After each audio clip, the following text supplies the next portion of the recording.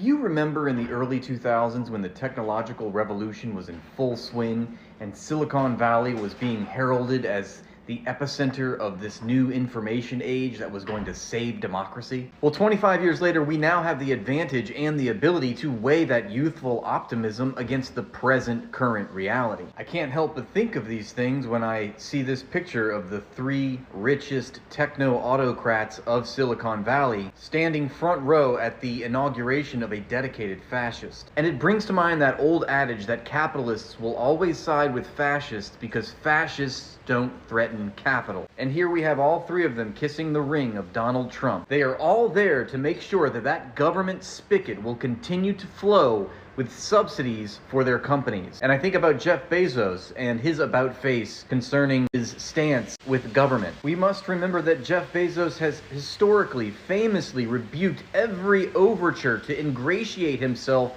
to Washington, D.C. And that is very atypical of big business because normally CEOs of transnational conglomerates are very front-facing towards the political elite in Washington. And that's why corporate elites go through so much trouble to engineer the state itself so as to gain favorable governmental policies that benefit their companies. But even the egomaniacal Jeff Bezos recognizes he must pledge allegiance to Donald Trump. And let's not forget Mark Zuckerberg going on Joe Rogan in what basically amounted to an atonement for his past sins against Donald Trump. He too is acquiescing and bending his knee to the current Trump regime. Then of course there's Elon.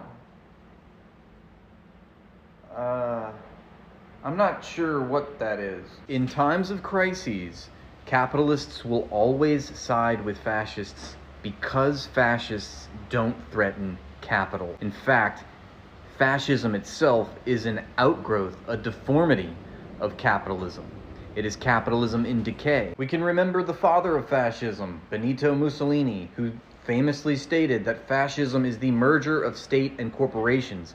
And we're seeing that literally firsthand today in the United States. Of course, this merger of state and corporations has always been going on, and sometimes it's in the open and sometimes it is hidden. But now I think that it's baring its teeth, so to speak, and the class antagonism will continue to heighten until it reaches an apex. And that is because capitalism is incapable of solving its own contradictions.